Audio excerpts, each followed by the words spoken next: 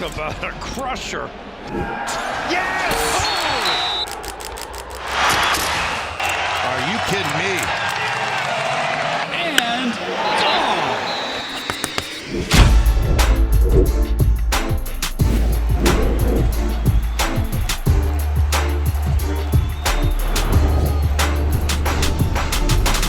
Welcome back to the Schoolyard Sports podcast. On this podcast, Lane Frank. We're now on episode 217. So 217 episodes through, and I got an action-packed episode planned for you. The NBA Finals are set between the Oklahoma City Thunder and the Indiana Pacers, and Game 1 is Thursday night. We're rolling through the French Open. We just crowned a Champions League champion and PSG. We've got the EA College Football cover and Jeremiah Smith and Ryan Williams coming out, and the Saquon Barkley Madden cover coming out, and so much more to discuss in this episode 217.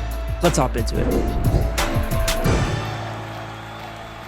All right, let's kick off episode 217, how we always do, the headlines in the NBA. Well, of course, the first thing we're going to talk about in the NBA is the NBA Finals, where the Oklahoma City Thunder, who haven't played in what seems like weeks, are going to be taken off against the Indiana Pacers, who seems like they just finished their series against the New York Knicks on Saturday night. It was a great series, Knicks-Pacers. Pacers, the reason why they won the series was because they got off to that great 2-0 start. Without that start, they don't win this series because you don't go back to New York in Game 7 and win that game, in my opinion. But they did end up winning those first two in New York, really getting a big boost in that series, ended up coming out on top in that series, kind of like how the Knicks did with the Celtics, won 2 in Boston, ended up splitting at home, then going back to Boston, losing, and then winning the final Game 6. Same situation here with Indiana, exact same game layout, worked out perfectly for them. They're in the NBA Finals. You've got Tyrese Halliburton versus Shai Gilgeous-Alexander, just like everybody scripted at the start of these guys' careers, for them to be going off in the NBA Finals. I love this story. 2 under-the-radar guys coming out of high school, 2 guys who were late lottery picks, 2 guys who got traded early from their beginning teams, Tyrese Halliburton, the Sacramento Kings, Shai Gilgeous-Alexander with the Clippers. It's a great matchup. You got Pascal Siakam against Chet Holmgren. That's going to be a fun matchup to watch. In only his second season, Chet Holmgren's a great player. Jalen Williams is an all-star. How's he going to go up against guys in this deep Pacers lineup? I'm excited to see that. We'll do our predictions later on in the episode in top 5. But there's another thing in the NBA we got to talk about. Tom Thibodeau, or Tibbs, is out as New York Knicks head coach. Now, I'm not going to give away my thoughts right now, but Tom Thibodeau gone as New York Knicks head coach. Stay tuned for my segment on that later in the episode on Tom Thibodeau and the New York Knicks splitting. Now, next thing, in the MLB, we've got Yankees closer Luke Weaver going down with an injury. It's bad for the Yankees. It's bad for baseball. This guy was playing at top level. Now they're going to have Devin Williams pitch. He's already blowing his safe tonight against the Cleveland Guardians. Not going well for the Yankees with losing Luke Weaver right there. Lance McCullers Jr., a guy who was one time a Cy Young candidate, got his first win since 2022 today. A guy who was getting death threats earlier in the season for not pitching well. A guy who's had Tommy John, had to come back from it, it seems like 3 times in his career. Goes up against Paul Skeens and beats him in a pitcher's duel. Great win for Lance McCullers, his first since 2022. The Rockies finally won a series, their first series win in over 20 series. Wow, what a feat for Colorado, finally getting a series win over Miami. But first one in 20 straight series to get a series win. That's a crazy long streak to not win a series, but congrats to Colorado for that. Last thing in the MLB, Jack Caglianone has been called up in his first career MLB start. Almost goes yard in his first MLB at-bat. Now, Jack Caglianone was a top 3 pick from MLB draft in 2024. Doesn't even go through a full year of the minors. Ends up being a top pick. Like I said, out of Florida. Gets called to MLB right away because Royals struggling a little bit right now and almost goes yard in his first at-bat. Cardinals center fielder stole it from, but still had to bring that up. Jack Caglianone, a guy who could throw 99 miles an hour as a lefty in college, won't be pitching in the MLB. He'll be hitting, but almost went yard in his first at-bat. A guy to watch out for in Kansas City. A nice core they've got over there. Bobby Witt Jr., Salvador Perez, maybe Jack Caglianone adding over to that mantle. Now, to finish things off with the headlines, let's talk about Champions League and how PSG dominated Inter Milan on Saturday. What a great match that was. PSG on fire. They weren't chasing clicks, they were chasing championships, and we're going to talk about that in Take of the Week. That's about for the headlines this week.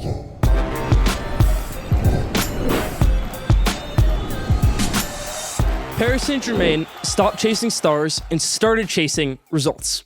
That's why I'm wearing my PSG jersey on this episode. I'm a proud fan of the Paris Saint-Germain Soccer Club. Not football club, soccer club. That's what I'm calling it because we're in America.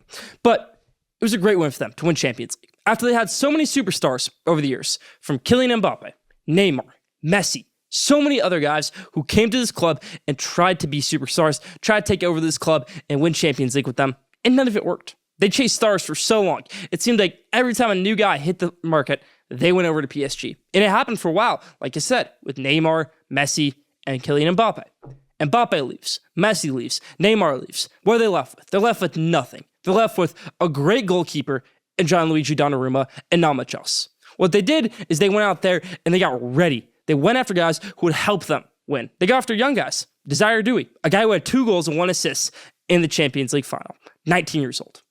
Warren Zaire-Emery, a guy who's 20 years old, great defender for them. Gianluigi Donnarumma, still with them. And they're going after bigger and better guys. It's a great club. Luis Enrique is an incredible manager, and what a win that was for him. My heart goes out to Inter Milan, a team that has done so well in Champions League the past 3 years, making the final 2 of the last 3 years. But at least in 2023, that final was close against Manchester City. PSG blew them out of the water. For a team that plays in the League One McDonald's League, that's literally what it's called in France, to where everybody writes them off saying they play in the Plumbers League, the McDonald's League, the Farmers League, to go out there and win Champions League, to beat teams like Arsenal, to beat great teams like Inter Milan, to win a Champions League, and to have a great future ahead of them, like I said, with Desire Doué, with Gonçalo Ramos, with Gianluigi Donnarumma, Luis Enrique as their manager, Warren Zaire-Emery, a lot of great guys that I'm not mentioning right now that are on this team.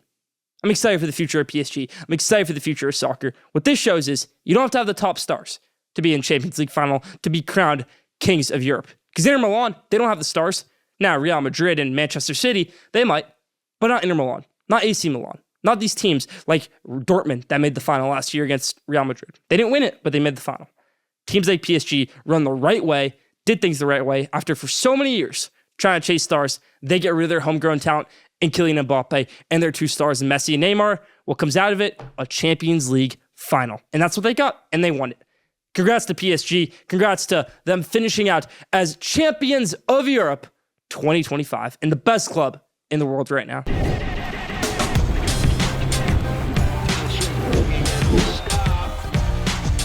Now, top 5. This week's top 5 is the top 5 NBA Finals predictions I've got for you. Let's hop into it. Number 5, the Pacers take Game 1 in Oklahoma City. Now, I know they had some travel issues, going through some storms on their way to Oklahoma City. Forget all that. They're there a few days early, and they're ready to compete. I think they come out and they win this game. We saw it 2 series ago. The Denver Nuggets went to Oklahoma City, and they stole Game 1. I have Indiana doing the same thing right here, taking Game 1. That's number 5. Number 4, we have the lowest ratings of any NBA Finals this century. Yes, it is the NBA's biggest nightmare and greatest dream to have 2 low-market teams go up against each other. We all love Shai Gilgeous-Alexander, and some of us hate Tyrese Halliburton, which you think would have some good ratings in there. But no, I think these 2 low-market teams don't provide good ratings. I think Oklahoma City Knicks series could have salvaged it a little bit more, but I think having Indiana versus Oklahoma City, 2 high-quality basketball teams, isn't going to improve the ratings because of those locations, because of the 2 words, Oklahoma City, and the 1 word, Indiana.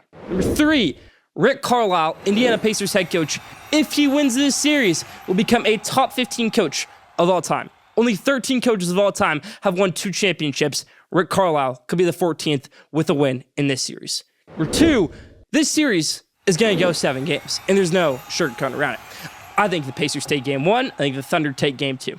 I think that maybe Thunder go in there, steal Game 3 in Indiana. Indiana evens it out in Game 4. Then we'll go back to Oklahoma City. Oklahoma City will take Game 5, and Indiana will take Game 6 at home, leading to an epic Game 7 in Oklahoma City.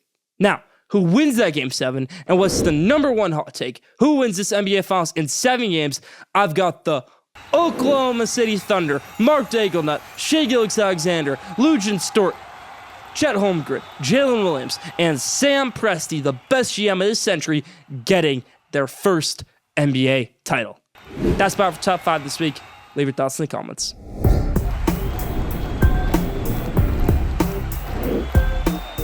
Now, did you know? This week's Did You Know is, did you know this is the first time since 2006 Miami Heat versus Dallas Mavericks NBA Finals that both teams in the NBA Finals are fighting for their first championship. Yes, Oklahoma City won one as the Seattle Supersonics, but not as the Oklahoma City Thunder when they rebranded back when they got Kevin Durant and Russell Westbrook. And of course, Indiana Pacers have not won a championship. A franchise that's been around this whole entire century has not won an NBA title in their entire history. They can get done this year with the win against Oklahoma City, but Oklahoma City also vying for their own. So the first time since 2006 that both teams are fighting for their first ever championship. Leaving it all on the line. Who's going to get it done? I'm taking Oklahoma City. Leave your answer in the comments. All right, so the New York Knicks and Tom Thibodeau had a meltdown on Tuesday afternoon. I'm going to lunch and I see a notification that Tom Thibodeau and the New York Knicks have parted ways. This is probably a long time coming. Probably since the first time he got hired as the New York Knicks head coach, it was only going to be a temporary solution. But the Knicks have done this for a while, where they've hired head coaches that had a lot of expertise, but didn't necessarily always win. Jeff Hornacek, David Fizdale, even though he was head coach before, he didn't win. And now you've got Tom Thibodeau, a guy who brought New York back to basketball. When in 2021, playing his style where he had Reggie Bullock, Taj Gibson, Nerlens Noel in the regular rotation, he got that team to go to the playoffs. He got Jalen Brunson and Julius Randle to coexist and got that team to make the Eastern Conference semifinals 2 years in a row. Then he got a Jalen Brunson, OG Anunoby, Mikal Bridges, Karl Towns team to make the Eastern Conference Finals just to lose to the Indiana Pacers. We can all agree the big boss is being the Boston Celtics and that Indiana is supposed to just be a simple roadblock on your way to the NBA Finals where you'd probably lose to Oklahoma City, but hey, at least you make the NBA Finals. But it's not about that. It's about Tom Thibodeau and how his style of play might have irked a lot of people, but it may not just be about that on why he is exiting from the New York Knicks. He never coached rookies. Emmanuel Quickley is about the only rookie I can think of that ever cracked the rotation for the New York Knicks. He never brought in new guys during the season. Precious Achiuwa, he fell out of the rotation. A few other guys fell out of the rotation for no reason. He stuck to his guys, like Taj Gibson, like guys they kept on bringing back for no reason, such as Elfrid Payton always in that 2021 season. I think Knicks ownership, Leon Rose, James Dolan, they're saying, hey, we got Tom Thibodeau, all these great players, Mikal Bridges, OG Anunoby, Jalen Brunson, and he's trying to make them all play his way, where he wants to bench Jalen Brunson in the fourth quarter of a playoff game for a guy who could play better defense and Deuce McBride or DeLon Wright, where he's benching guys like Karl Towns for not wanting to play defense in the fourth quarter, where I think Karl Towns actually could have. Now, Karl Towns and Tom Thibodeau might hate each other for life now, or at least one-sided for Tom Thibodeau, because this is the second time Karl Towns has been the star of a Tom Thibodeau team, and he's gotten fired. Tom Thibodeau. It's a sad day for New York, because Tom Thibodeau brought New York basketball back to what it is. So for that, Tibbs, I'll always be grateful. But it was time to move on. Every game of that Knicks series, every Knicks fan said, Tom Thibodeau needs to be fired. At least at one point. Whether you were down 20 in Game 3 and you came back, whether you blew it in Game 1, whether you were getting smoked in Game 2, coming back in Game 5, winning Game 6, even though you're probably saying Tom Thibodeau needs to go, and then, of course, that fateful last game. Ridiculous from Tom Thibodeau and the New York Knicks that last game, but especially on Tom Thibodeau for the way things were handled. Rick Carlisle, and I noticed this, a great head coach who I talked about, could be a top 15 head coach of all time if he wins. Every time the Knicks went on a run, immediate timeout, and immediately his team started playing better. For Tibbs, Pacers would go on runs, he wouldn't call timeouts. He wouldn't call timeouts unless the Knicks got down so big to where it was unsalvageable anymore. Tibbs is a good head coach, but you're coaching in New York. You got to be on your A game, and you got to be personable, which I don't know Tom Thibodeau was. I don't know if Tom Thibodeau really was able to get these players to play how he wanted them to get to NBA Finals. This was the max potential for a Tom Thibodeau team. And what's sad is, if they won 2 more games, we wouldn't ever be having this conversation. He'd be king of New York until the day he retired. But we're not seeing that from Tom Thibodeau, and he's gone. And I think that's really it for Tom Thibodeau and his NBA career. I don't know if an NBA team would hire him again as their head coach. He's great, but it's the head coach curse coming back again. Where Nick Nurse wins head coach of the year, gets fired. Where Dwayne Casey wins head coach of the year, gets fired. Where Monty Williams can win head coach of the year, get fired. Tom Thibodeau can win head coach of the year and get fired. Happens too much in the NBA where these coaches get fired. Mike Malone, same thing. Mike Brown. It happens in the NBA. And Tom Thibodeau is gone. But who could the Knicks hire as their next NBA head coach? I'm going to give 3 names right here. Dan Hurley, who I think would have taken the Lakers job last year if he didn't want to be a Knicks head coach. I think the reason why he didn't take the Lakers job, A, he had 2-time national champion UConn team to coach, but also he wants to be a head coach of the New York Knicks one day. That opportunity is up for him now. What about Rick Brunson, a guy who's on the staff, who Jalen Brunson, who basically has all star power in the whole entire city of New York, could say, hey, hire my dad as the head coach. He's the assistant right now. All the players will love it. Okay, not the worst idea, but the one I want to see is Jay Wright. Jay Wright, former Villanova head coach, former great basketball mind. A guy who's been stuck in a TV studio the past 3 years since retiring from Villanova after making the Final Four his last season. This guy didn't lose in left, this guy won in left. Jay Wright is a winner, and I think he could do it in the NBA with the Nova Knicks, Mikal Bridges, Jalen Brunson, and hopefully some more in there. So that's about it for my Tom Thibodeau Spotlight on what the future of the direction of New York Knicks should look like.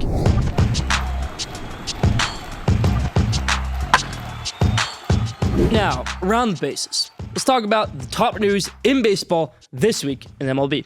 Start off with the Colorado Rockies, talk about them a little bit in the headlines, finally snapped their 20-series losing streak. I'm not here to talk about that. I'm here to talk about how, yes, it's an accomplishment, but it's also a testament to show how bad they are. They're still on track for less than 30 wins. They're still on track to be the worst team in MLB history, even after this series win. Chris Bryant still is the worst contract in the MLB and a top 5 contract in sports, bad-wise. It's terrible. They're in a complete pit with Chris Bryant. They made a huge move, a huge splash after losing Nolan Arenado, and after the lockout happened, the CBA changed. They said, hey, let's go get a superstar, and they got Chris Bryant, and they've done nothing with it. They could have saved up some of that money and got a huge player. But no, they got Chris Bryant, who hasn't played much for them, and definitely hasn't been good for them, but he's stuck with them, and that's a tough thing for the Rockies. Another guy who's kind of going through a tough patch right now, Luis Robert Jr., a guy who was one time an all-star, is now being benched for several days per White Sox manager Will Venable. Tough stuff right there for Luis Robert. Will he find a new home soon? We're just going to have to wait and see. What about the Red Sox in their first base situation? Rafael Devers isn't going to play first base. Doesn't seem like anybody wants to play first base. And Tristan Casas says it's a nightmare, his rehab situation. Red Sox, good team this season, but first base situation still needs to be worked out. The best team in MLB, the Detroit Tigers, have a hidden superstar in Kerry Carpenter, who had 3 home runs the other night. So Kerry Carpenter bombing right now for the Detroit Tigers, and they're the best team record-wise in MLB. The New York Mets just called up Ronnie Mauricio, the final piece of the Baby Mets. Baby Mets, Brett Beatty, Ryan Mauricio, Mark Vientos, maybe Luis Angel Acuna in there, but they're calling up Ronnie Mauricio after an injury to Mark Vientos, who has been slumping this season. Another guy who could have been a part of this Baby Mets rotation, had they not traded him for Javier Baez, Pete Crow Armstrong, playing like an MVP candidate, had to point that out there. The best fielder in the MLB, a guy who batted below the Mendoza line the first 2 seasons of the MLB, on fire right now. Another example of trusting the process with these prospects. The Atlanta Braves are one of the worst teams in the MLB, and they are 4th in the NL East, despite having MVP Ronald Acuna Jr. back in the lab. This team's playing terrible. I don't know what to fix it. Cy Young Chris Sale, still on the mound. Spencer Strider, still on the mound. Ryan Stinker, doing a terrible job. Even their third base coach is their former manager. A little bit interesting right there. So they have 2 former managers in the dugout, the third base coach and Ryan Stinker. But Atlanta Braves just not playing good baseball right now. A team that is playing good baseball now in the NL East that actually overtook the Atlanta Braves for the 3rd place spot, the Washington Nationals. Always a tough team to beat. They've got great rotation, great lineup for the next few years, great setup with James Wood, Mackenzie Gore, Keibert Ruiz, a few other guys in there, Robert Hassel. Exciting team to watch for the next few years. And that's about for Around the Bases and MLB.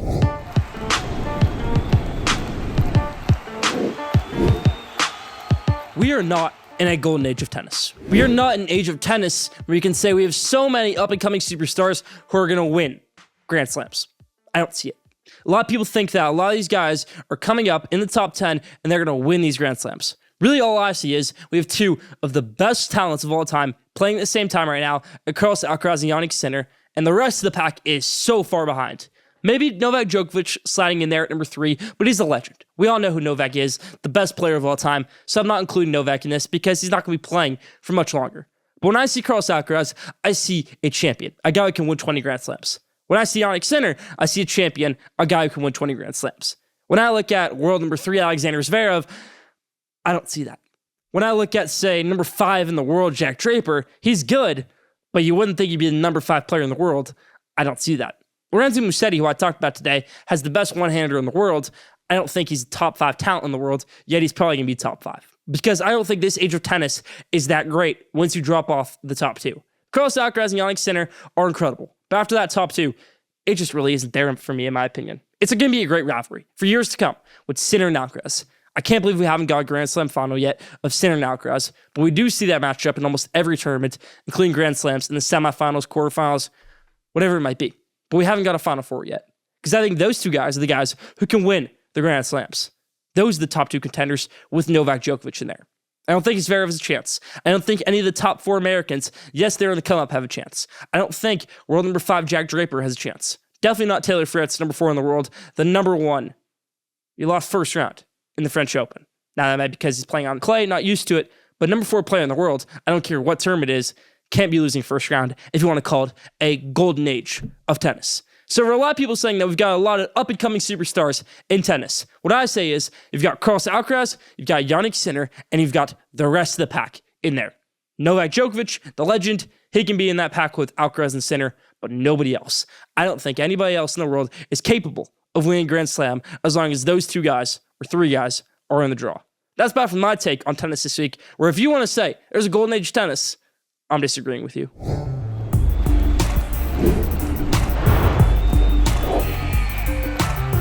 Now, at the buzzer. This week's At the Buzzer. I know we don't talk much hockey on this show, but we're going to talk it here with the NHL having a rematch of last year's Stanley Cup Finals between the Edmonton Oilers and the Florida Panthers. What a great series that was last year, where Florida went up 3-0, Edmonton came back to make it 3-3, and Florida won in Game 7. But Edmonton wants their revenge. Connor McDavid wants his championship, and they want to win this. Now, Matthew Tkachuk and Florida, they want to repeat. But I don't think it's going to happen. I think Edmonton gets revenge from last year where they almost won that series in 7 games, so they almost came back. I think Edmonton figures Florida out this year, and the Oilers get their first championship this decade. Can't wait for it. That's my Stanley Cup Finals prediction. Go Edmonton. Connor McDavid has a looming free agency in the next 2 years. Will he leave Edmonton? Will he go somewhere else? He could be the first player in NHL history to command a contract of over $20 million. Had to point that out there on how crucial a championship might be for him. Or if he wins, he might say, hey, I've done my time here. Or if he wins, he says, I want to keep on building here in Edmonton. Leave your thoughts in the comments on what you think will happen in this series, the Stanley Cup Finals between Edmonton and Florida.